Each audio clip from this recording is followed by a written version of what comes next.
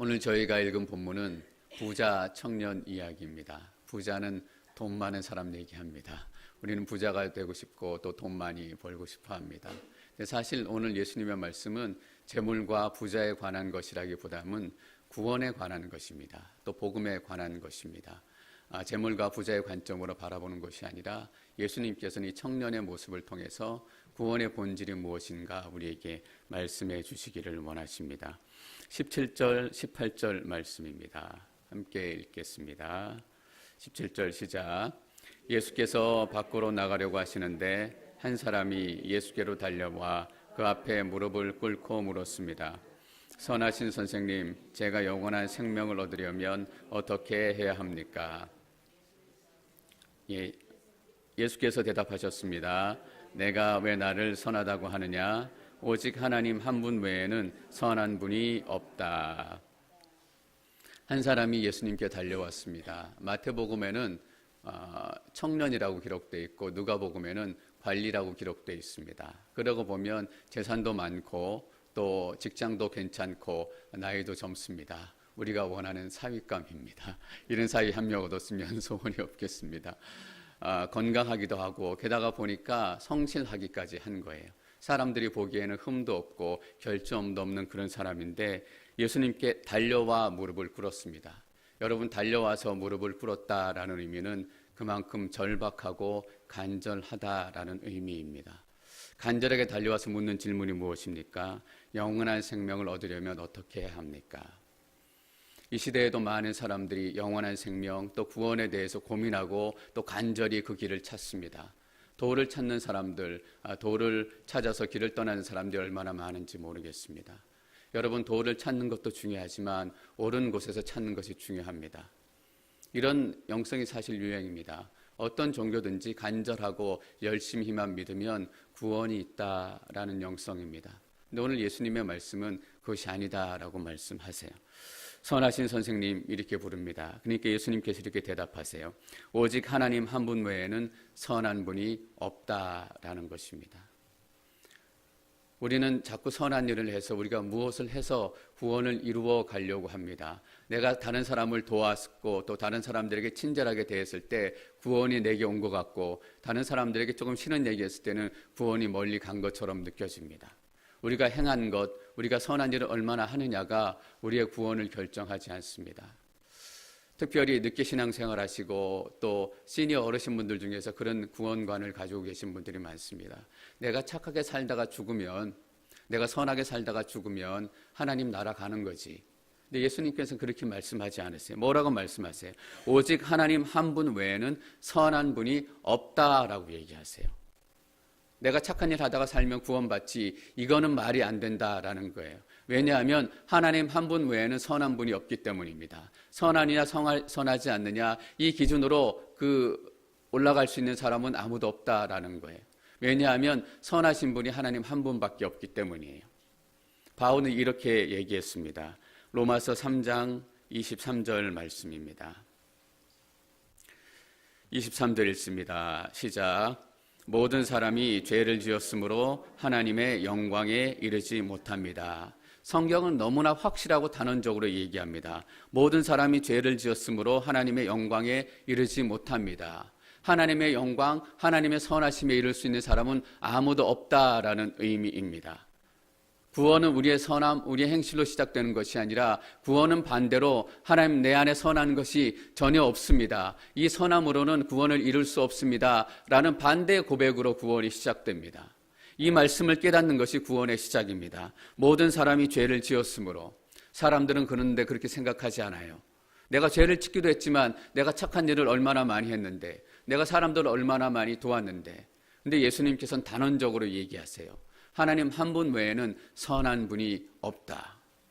오늘 말씀의 주제는 사실 이것입니다. 부자 청년을 통해서 예수님께서 말씀하시려고 하는 구원의 본질은 너희의 힘으로는 구원을 이룰 수 없다. 오직 하나님 외에는 이 구원을 이룰 수 있는 분이 없다라는 거예요. 여러분, 구원은 사람들의 사역이 아닙니다. 우리가 착각할 때가 너무나 많습니다. 내가 열심히 저 사람을 돕고 내가 열심히 저 사람에게 무엇인가 행하면 그 사람에게 구원이 이를 것이다 라고 생각할 때가 너무나 많아요.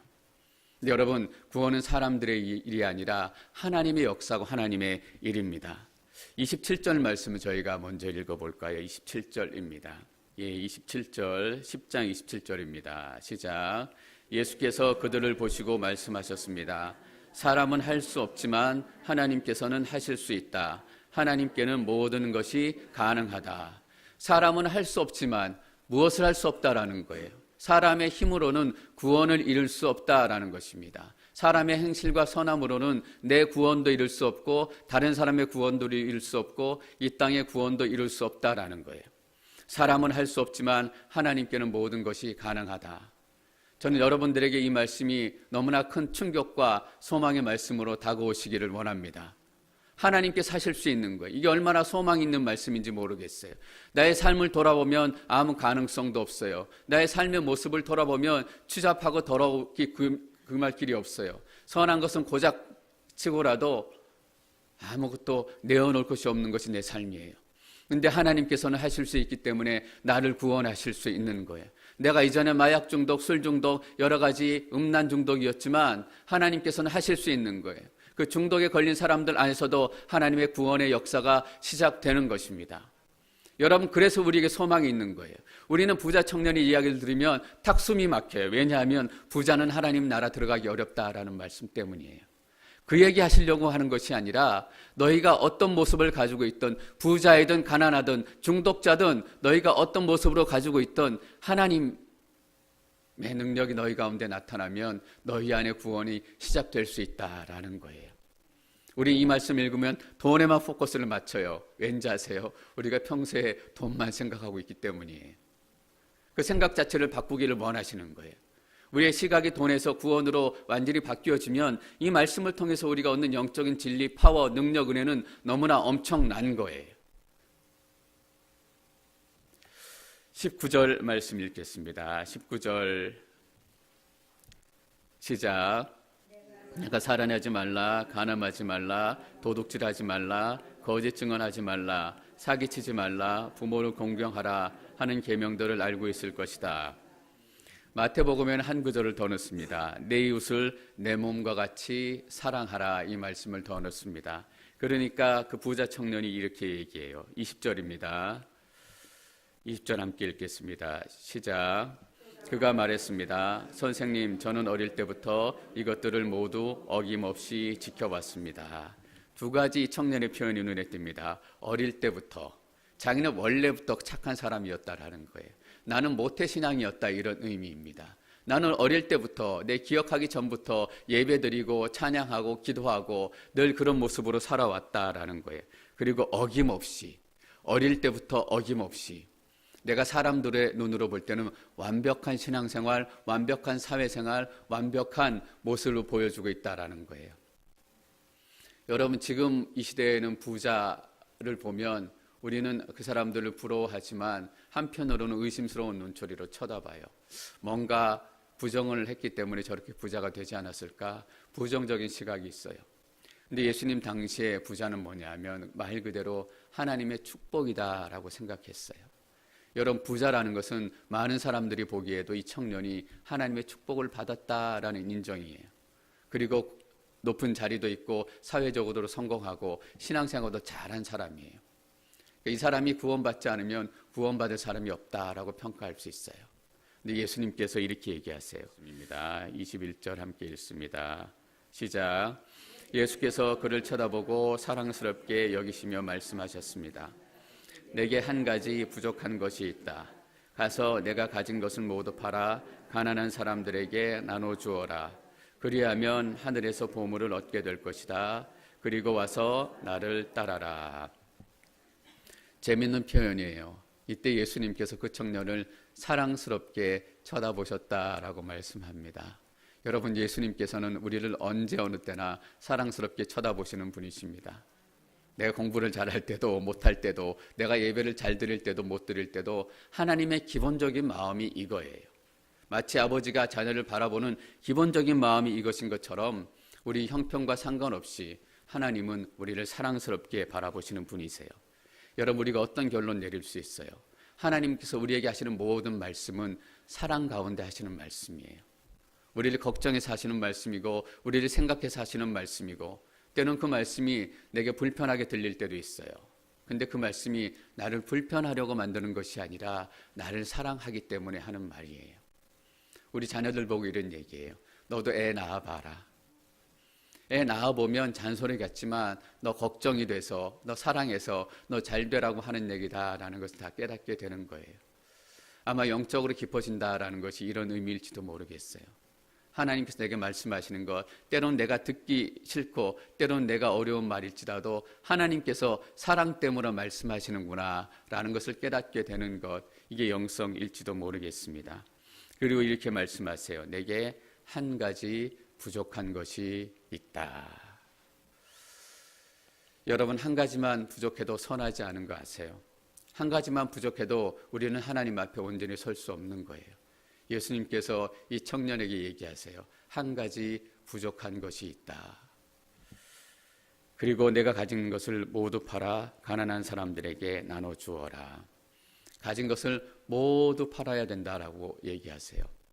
이 청년이 가지고 있었던 내 이웃을 내 몸과 같이 사랑하라는 것은 내가 많이 돕는 거예요. 내 물질을 많이 헌신하는 거예요. 내 삶을 많이 희생하는 거예요. 근데 하나님의 기준은 뭐냐 하면 모두 팔아. 모두 희생하는 거예요. 여러분 왠지 아세요? 90% 구원, 10% 안 구원 이런 거 없어요. 100% 구원을 받거나 100% 헌신을 하거나 100% 하나님의 사람이거나 아니거나 이런 것만 남는 거예요. 예수님께서는 모두 팔아라고 얘기하세요. 여러분 오해하지 마세요. 우리가 모든 물질을 반드시 모두 팔아야 된다라는 그런 명령을 하시는 것은 아니에요. 삭개오가 자기의 재물의 절반을 팔았어요. 팔고 가난한 사람들에게 나누어 주겠다라고 말하니까 예수님께서 오늘 너희 집에 구원이 이르렀다라고 말씀하세요. 어때 삶의 절대적인 기준이 아니라 우리의 마음을 얘기하는 거예요. 하나님의 선하심의 기준을 얘기하는 거예요. 내 이웃을 내 몸과 같이 사랑하라라고 말씀하셨을 때 내 이웃을 내 몸과 같이 사랑하는 정도가 어느 정도인가 말씀하시는 거예요. 그러니까 우리가 조금 돕고 조금 헌신하고 조금 눈물을 흘렸다라고 해서 내가 내 이웃을 내 몸과 같이 사랑합니다라고 자랑하지 말아야 된다라는 거예요. 그래서 우리 안에서 구원이 시작될 수 없는 것입니다. 하나님 안에서 나의 모습을 온전하게 보게 되면 온유해질 수밖에 없어요. 겸손해질 수밖에 없어요. 내가 별 볼 일 없는 사람이기 때문에 내가 그것을 깨닫게 되기 때문에 다른 사람들이 당신 참 별 볼 일 없습니다 라고 얘기할 때조차도 맞습니다. 나는 참 별 볼 일 없는 사람입니다 라고 얘기해요. 여러분 우리는 꼭 그렇지만은 않은 것 같아요. 당신 참 별 볼 일 없는 사람이에요 라고 얘기하면 우리가 버럭 화를 내고 어떻게 나를 그렇게 평가할 수 있어요 라고 얘기해요. 우리 마음 안에 어떤 마음이 있냐면 내가 그래도 꽤 괜찮은 사람인데 꽤 돕는 사람인데 꽤 예배를 드리는 사람인데 이런 마음이 있기 때문이에요. 여러분 신앙은 뭐냐면 all or nothing입니다. 그래서 우리가 하나님이 필요한 거예요. 계속해서 한번 읽어볼까요? 가난한 사람들에게 나누어 주어라. 그리하면 하늘에서 보물을 얻게 될 것이다. 여러분 하늘에 있는 보물은 무엇입니까? 우리가 하늘에 있는 보물 보화를 얘기할 때는 하늘에 있는 금문덩이를 생각해요. 그게 아니라 하늘에 있는 보물은 하나님 그 자신을 얘기합니다. 하나님보다 더 큰 보물, 예수 그리스도보다 더 큰 보상이 우리에게 없습니다. 정말 하나님이 여러분의 가장 큰 보상이 되고 계십니까? 이 청년이 하늘의 큰 보물의 진정한 의미, 하나님이 함께 하시는 진정한 의미를 알았다면 떠나지 않았을 거예요. 근데 이 청년이 떠나요. 22절 말씀 함께 읽습니다. 22절 시작.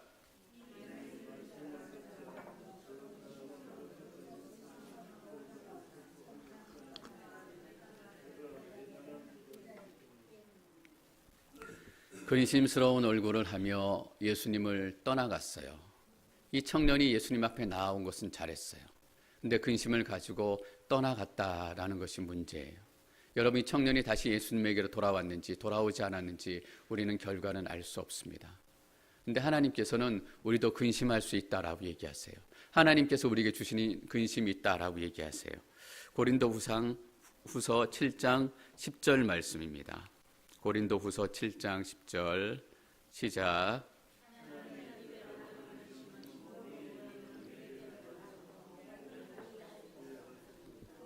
그러나 세상 근심은 죽음을 가져옵니다.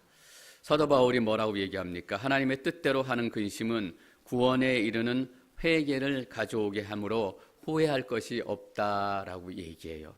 이 청년은 부자였기 때문에 근심을 가지고 떠나요. 우리는 또 다른 이유로 근심과 두려움을 가지고 삶을 살아요. 경제적인 이유가 근심의 원인이 되기도 하고, 때로는 자녀의 이유가, 건강의 문제가, 비즈니스의 문제가 우리를 근심케 하는 일들이 되기도 해요. 근데 여러분, 크리스찬도 근심할 수 있지만 중요한 것이 뭐냐면 근심을 가지고 예수님 앞으로 나아가야 한다라는 것입니다. 근심을 가지고 예수님을 떠나는 것이 아니라 근심을 가지고 하나님 앞에 나아가야 하는 거예요. 그래서 이렇게 기도하는 거예요. 하나님, 내가 굶어 죽게 됐습니다. 그래서 걱정되고 근심되고 두려워서 견딜 수가 없습니다. 어떻게 하면 좋겠습니까? 라고 그 근심을 가지고 하나님 앞에 나아가는 거예요. 때로는 자녀의 문제를 가지고 하나님, 우리 자녀가 엉망진창이에요. 어떻게 될지 모르겠습니다. 이 근심을 가지고 예수님 앞으로 나아가는 거예요. 예수님 앞으로 나아가는 이 근심은 뭐냐면 구원에 이르는 회개를 가져오게 한대요. 여러분, 하나님 앞에 나아가면 내 삶의 모습을 진정으로 보게 되는 거예요. 어떤 면에서 보면 자녀의 걱정, 물질의 걱정, 관계의 걱정, 이 걱정은 하나님을 만나는 통로가 될지도 모르겠어요. 우리가 걱정하고 근심하고 가난했기 때문에 하나님을 찾아갔고, 그래서 하나님을 만나기 시작하는 거예요. 여러분, 하나님을 만나기 시작하면 어떤 일이 일어나는 줄 아세요? 내가 얼마나 더러운 사람인지 보게 돼요. 하나님을 알아가면 알아갈수록, 하나님의 거룩함을 알아가면 알아갈수록 내 안에 있는 죄들이 얼마나 심각하고 얼마나 더럽고 얼마나 추한 것인지 깨닫게 돼요. 하나님, 내 죄를 용서해 주십시오. 나의 죄를 정결케 해 주십시오. 이 기도는 우리가 이 땅을 떠날 때까지 절대로 멈출 수 없는 기도이고 멈추지 않는 기도예요. 그래서 우리가 믿음의 성인이라고 얘기하는 많은 믿음의 선배들이 늘 이 죄의 문제 때문에 괴로워했어요. 여러분, 마틴 루터가 종교개혁을 일으킨 이유가 뭐였습니까? 죄의 문제 때문에 괴로웠던 거예요. 세상 속에서 살아가고 또 학생들을 가르치지만 죄의 문제를 해결할 수 없으니까 이 속세를 떠나면 죄의 문제를 해결할 수 있을까? 그래서 수도원으로 들어갔어요. 수도원에서 하나님의 말씀만 묵상하고 예배하고 기도하고 세상의 모든 것들을 꿈꿔 살아가면 죄의 문제를 내가 해결할 수 있을까? 근데 마음이 더 아픈 거예요. 죄의 문제가 더 깊이 찔려오는 거예요. 아, 내 힘으로는 내 죄의 문제를 해결할 수 없구나. 내 능력으로는 죄의 문제를 해결할 수 없구나. 그때 마틴 루터가 로마서 이 말씀을 읽다가 구원의 진리와 본질을 깨닫게 된 거잖아요. 하나님의 영광에 이를 수 있는 사람은 아무도 없구나. 누구든지 믿음으로 구원을 받는다라는 그 복음의 진리를 깨닫게 된 거예요. 내가 선하게 행동해서 내가 잘해서 구원을 받는 것이 아니라 하나님께서 나를 불쌍히 여겨주셔서 구원을 받게 된 것이에요. 여러분, 그것을 우리는 뭐라고 부릅니까? 은혜라고 부릅니다. 결국은 복음은 은혜에 관한 것입니다. 구원은 은혜에 관한 것입니다. 그런데 이 청년은 근심스러운 얼굴로 슬퍼하며 떠나갔습니다. 대단한 부자였기 때문입니다. 여러분의 근심의 이유는 무엇입니까? 부자였기 때문입니까? 아니면 여러분들의 명성 때문입니까? 여러분들이 가지고 있는 그 무엇 때문입니까? 그것 때문에 근심이 된다면 그 근심을 가지고 예수님 앞으로 나아가시기를 축원합니다. 그러면 예수님의 은혜가 여러분 가운데 시작될 줄 믿습니다. 23절, 24절, 25절 말씀입니다. 23절부터 읽습니다. 시작.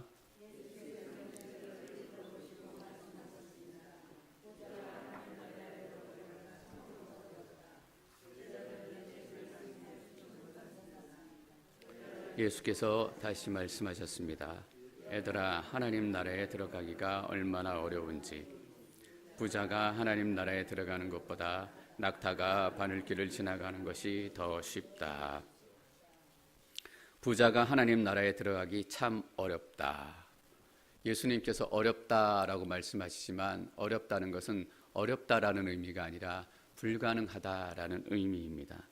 여러분 보십시오. 부자가 하나님 나라에 들어가는 것보다 낙타가 바늘길을 지나가는 것이 더 쉽다. 부자가 하나님 나라에 들어가는 것은 불가능하다라는 얘기예요. 많은 학자들이 이 말씀을 좀 더 부드럽게 풀어보려고 많이 노력을 했어요. 왜냐하면 이 말씀이 부자들에게 너무 부담이 되기 때문이에요. 어떻게 하면 부자들에게 좀 더 덜 부담이 되도록 이 말씀을 부드럽게 해석할 수 있을까? 많은 노력들이 있었지만 결국은 성공한 노력이 없어요. 그냥 이 말씀 그대로예요. 부자는 하나님 나라에 들어가기가 불가능하다라는 거예요. 또 다른 말로 하면 가난한 사람은 하나님 나라에 들어가기가 불가능하다라는 거예요. 이건 부자의 이야기, 가난한 사람들의 이야기일 뿐만 아니라 우리가 우리의 힘으로 하나님 나라에 들어가기가 불가능하다라는 얘기입니다. 24절 제가 다시 한번 읽어보겠습니다. 이렇게 되어 있습니다.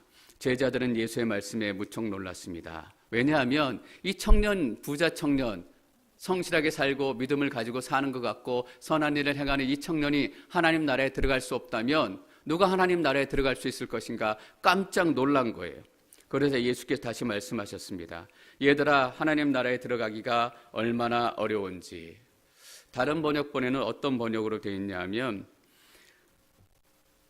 자기가 가진 부를 의지하고 신뢰하는 사람은 하나님 나라에 들어갈 수 없다라고 번역을 하고 있어요.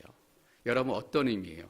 자기가 가진 것, 자기가 쌓아놓은 것, 자기가 살아놓은 인생을 의지하는 어떤 사람도 하나님 나라에 들어갈 수 없다라는 거예요. 단순히 돈의 문제가 아니라, 단순히 재물의 문제가 아니라 자기가 하나님보다 의지하는 다른 어떤 것이 있다면 그 사람은 절대로 하나님 나라에 들어갈 수 없다라는 거예요. 그것이 내가 착한 일을 많이 해야지, 선한 일을 많이 해야지 이게 될지라도 그것이 하나님보다 더 신뢰하는 것이 된다면 절대로 하나님 나라에 들어갈 수 없다라는 것입니다. 26절, 27절 계속 읽습니다. 26절 시작. 제자들은 더욱 놀라서 수군거렸습니다. 그러면 도대체 누가 구원받을 수 있단 말인가? 예수께서 그들을 보시고 말씀하셨습니다. 사람은 할 수 없지만 하나님께서는 하실 수 있다. 하나님께는 모든 것이 가능하다. 도대체 누가 구원받을 수 있단 말인가? 쉽게 말하면 아무도 구원받을 수 없다라는 것입니다. 여러분, 이것이 성경이 말하는 구원의 본질입니다. 아무도 구원받을 수 있는 사람은 없는 거예요. 아무도 구원받을 자격이 있는 사람, 구원받을 능력이 있는 사람은 없다라는 것이 성경이 얘기해 주는 것이에요. 그래서 우리는 어떻게 해야 돼요? 하나님의 은혜를 구해야 돼요. 예수님 앞에 마음이 가난한 사람들이 나왔어요. 그때 마음이 가난한 사람은 하나님, 내 안에 선한 것이 아무것도 없습니다. 내 힘으로는 내 삶을 구원할 수 없습니다. 이것이 마음이 가난한 거예요. 내 가진 어떤 것으로도 구원을 이룰 수 있다라고 얘기한다면 그 사람은 구원을 이룰 수 없어요. 여러분, 28절 보세요. 제자들도 이렇게 얘기하고 있습니다. 28절 말씀 함께 읽습니다. 28절 시작. 베드로가 예수께 말했습니다. 보시다시피 우리는 모든 것을 버리고 주를 따랐습니다. 어떤 의미에 보시다시피 예수님도 아는 것처럼 우리는 모든 것을 버리고 주를 따랐습니다. 그 부자는 자기가 가진 것을 버리지 못했지만 우리는 모든 것을 버렸기 때문에 구원받을 만한 자격이 있습니다라고 얘기해요. 여러분, 우리의 영적인 습관, 이것이 우리의 영적인 현실이에요. 우리는 우리 안에 뭔가 조금만 있으면 그것을 끄집어내가지고 하나님, 내가 이것 때문에 구원받을 만한 자격과 능력이 있다라고 얘기하고 싶은 거예요. 저는 목회자잖아요. 제가 목회를 좀 잘하면 하나님, 제가 이 목회를 잘했기 때문에 하나님 앞에 구원받을 능력이 있는 사람이에요. 이렇게 자랑하고 싶어진다라니까요. 베드로가 이렇게 얘기한 거예요. 우리가 모든 것을 버리고 예수님을 따랐습니다. 이 얘기의 본질은 뭐예요? 하고 싶은 얘기는 무엇입니까? 그렇기 때문에 그 부자 청년은 구원받지 못할지라도 나는 구원받을 수 있습니다 라는 거예요. 우리 안에 뭔가 하나님 앞에 내세울 만한 것이 생기는 순간 우리는 구원에서 점점 멀어지는 거 아세요, 여러분? 우리는 하나님의 은혜에서 먼저 멀어지는 거 아세요? 내가 무엇인가 포기했기 때문에 이것을 받을 수 있다라고 얘기한다면 그것은 은혜가 아니라 월급이에요. 내가 이만큼 일했으니까 이만큼 얻을 수 있습니다. 내가 이만큼 헌신했으니까 나는 이만큼 받을 자격이 있습니다. 그래서 교회는 자격 있는 사람들이 모이는 곳이 아니라 자격 없는 사람들이 모이는 거예요. 사실은 교회에서 큰 소리 내는 사람들이 없는 게 마땅해요. 왜냐하면 내가 자격이 없는데 무슨 큰 소리 내겠어요? 내가 자격이 없는데 남들 보고 뭐 이거 하라 저거 하라 얘기할 수 있겠어요?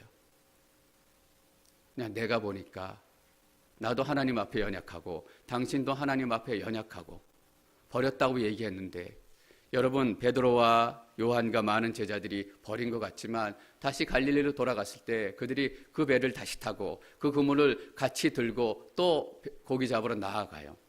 뭐냐 하면 버렸다라고 얘기했지만 그냥 놓고 온 거예요.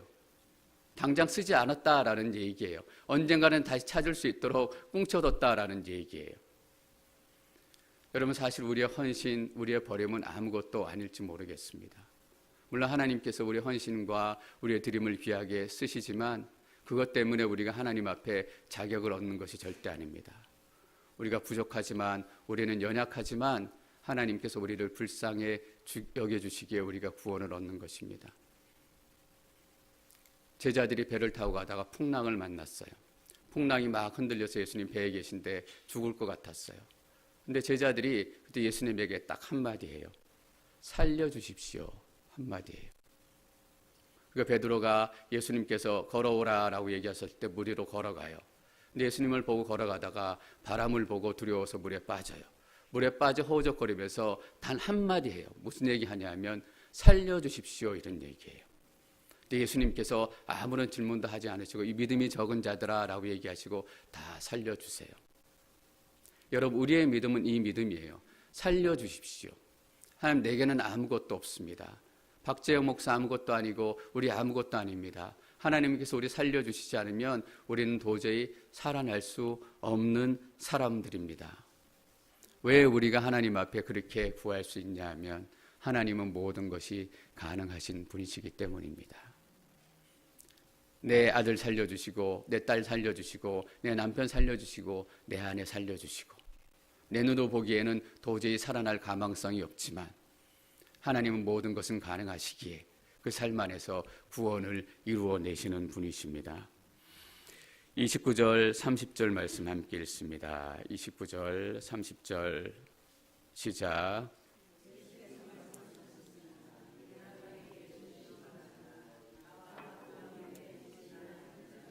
부모나 자식이나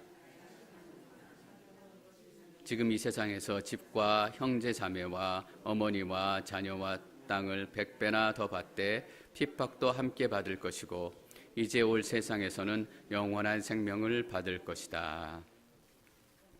나와 복음을 위해, 자기 자신을 위해 명예를 위해서가 아니라 나와 복음을 위해서, 우리 모두가 예수님과 복음을 위해서 무엇인가를 하는 그런 공동체가 되기를 축원합니다. 예수님과 복음을 위해서예요. 집이나 형제나 부모는 아버지와 어머니 다 얘기합니다. 자식이나 자기 땅을 버린 사람은 30절 보십시오. 지금 이 세상에서, 이 땅에서 집과 형제 자매와 어머니와 자녀와 땅을 100배나 더 받되. 여러분, 이 말씀에는 이상한 게 두 가지가 있어요. 첫 번째는 부모, 아버지와 어머니를 다 버렸는데 뭘 받냐 하면 어머니만 받아요.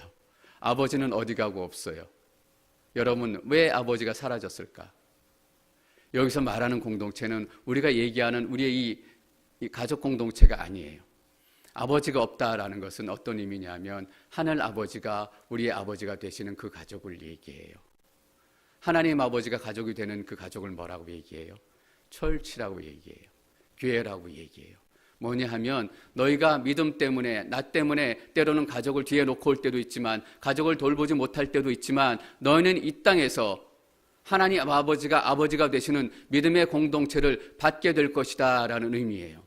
여러분 보십시오. 자녀와 어머니와 자녀가 땅을 100배나 더 받되, 땅을 100배나 더 받는 건 이해가 가요. 어머니를 100배나 더 받고 자녀를 100배나 더 받는 건 뭐예요? 이해가 안 가죠. 그래서 100배라는 것은 의미가 뭐냐면 차원이 다르다라는 의미예요. 차원이 다른 어머니를 만나게 될 거예요. 차원이 다른 형제 자매를 만나게 될 거예요. 여러분, 우리가 형제 자매이지만 어머니, 아들, 아버지, 아들이지만 딸이지만 얼마나 많이 상처 주고 얼마나 많이 서로 괴롭혀요. 때로는 악한 죄가 들어가기 시작하면 아버지가 아들을 어뷰즈하고 아들이 재산 때문에 부모를 어뷰즈하기 시작해요. 근데 우리가 복음 때문에 다 포기하고 새롭게 만나게 되는 믿음의 공동체는 뭐냐면 차원이 다른 공동체다라는 거예요. 예수님께서는 이런 공동체를 꿈꾸시는 거예요. 이런 교회를 꿈꾸시는 거예요. 그냥 우리가 일주일 왔다가 서로 그냥 대충 얘기하고 사라지는 그런 공동체가 아니라 예수님께서 꿈꾸셨던 공동체는 뭐냐 하면 차원이 다른 가족이에요. 여러분, 철치 패밀리, 저는 이 철치 패밀리란 말 너무나 좋아합니다. 왜냐하면 우리가 다른 의미에서 만난 가족이다라는 것을 또 한 번 깨닫게 해주는 거예요. 우리 집안에 있는 가족도 너무나 소중하지만 이 교회 안에서 만난 믿음의 형제자매, 믿음의 어머니, 믿음의 아들과 딸들, 이 교회는 누가 아버지가 되세요? 하나님께서 아버지가 되시는 거예요. 그렇기 때문에 나의 아버지에게 사랑받지 못했던 사람들, 나의 어머니에게 사랑받지 못했던 그 상처받은 사람들이 진짜 아버지의 사랑을 받고 회복될 수 있는 것이 이 교회인 거예요. 여러분, 100배라는 것이 그런 의미예요.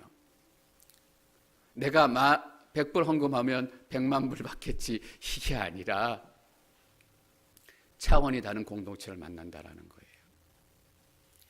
제가 필리핀 팔라완 작년에 아우리치 갔을 때 거기 선교사님이 섬기시는 신학교가 있습니다. 거기에 만난 자매 한 사람 이야기가 기억이 나요.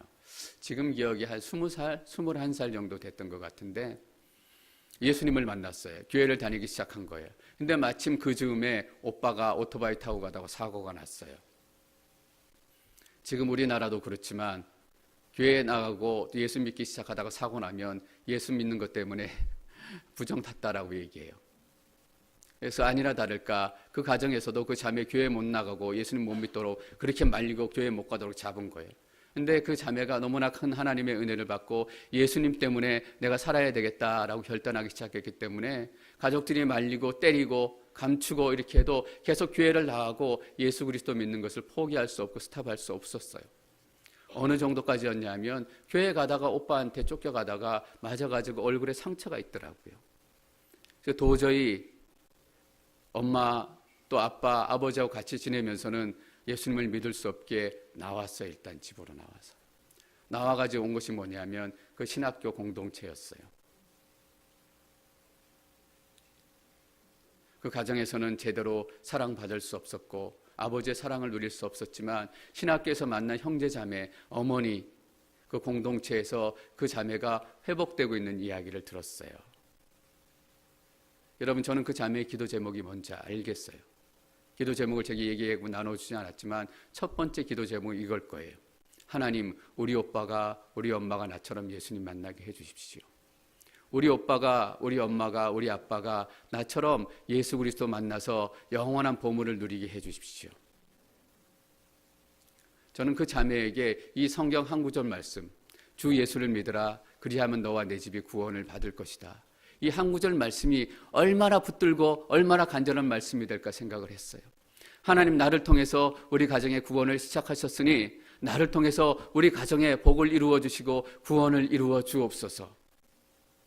여러분, 저는 믿어요.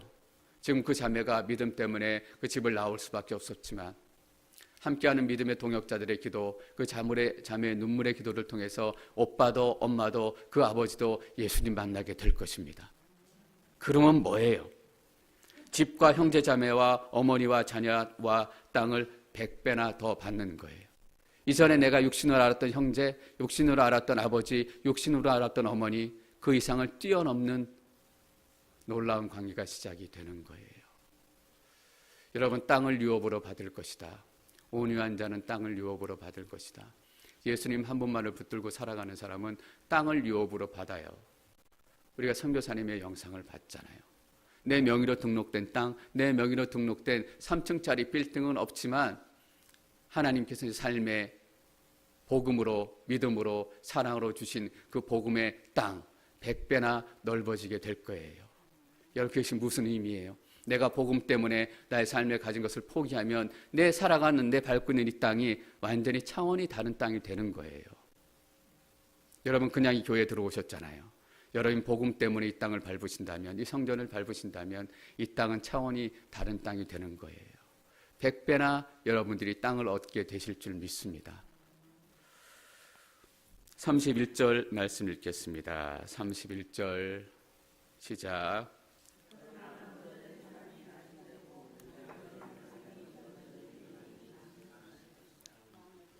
우리는 이 말씀 가지고 신앙생활 늦게 했지만 더 영성이 깊어지는 분들을 보고 이런 얘기 할 때 있습니다. 물론 그런 의미도 있겠지만 진정한 의미는 그런 의미가 아닙니다. 뭐냐면 너희의 기준과 너희의 가치관을 완전히 싹 바꿔야 한다라는 것입니다. 세상의 눈으로 바라볼 때는 저 사람이 1등 하는 것 같지만 하나님 나라의 기준으로 바라볼 때는 그 사람은 꼴등이다라는 거예요. 이 부자 청년은 가진 것 모두 가졌어요. 누구나 사회 삼고 싶은 사람이에요. 게다가 신앙도 좋은 것 같고 어릴 때부터 모태신앙이에요. 세상의 눈으로 볼 때는 1등인 사람이에요. 근데 그는 예수님 때문에 자기가 가진 것을 포기할 수 없었어요. 그러나 예수님 때문에 자기가 가진 것을 버리고 자기의 편안한 자리를 떠나고 예수님을 따라가는 사람, 선교지로 가고 또 사역 자리로 가고, 이 사람들 세상의 눈으로 보면 한심하기 그지없어요. 왜 바보처럼 그냥 적당히 삶 누리면서 그냥 사역하지? 뭐 선교지까지 나갈 필요가 있나? 여기서 교회 열심히 섬기지. 세상의 눈으로 바라보면 꼴찌예요. 그러나 하나님 나라의 기준은 완전히 반대가 된다라는 것이에요.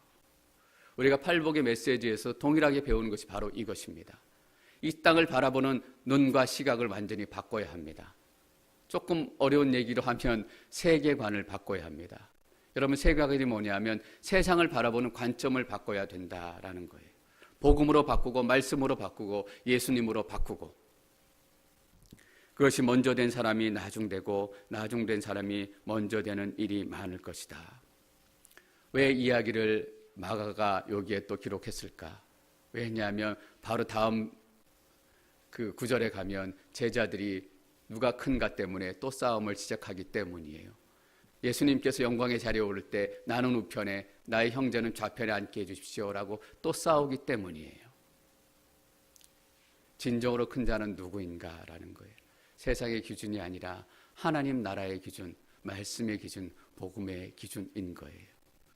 여러분, 우리의 힘으로 구원 이룰 수 없습니다. 이거 잘 기억하시기 바랍니다. 그렇기 때문에 우리는 겸손하고 낮아질 수밖에 없는 사람입니다.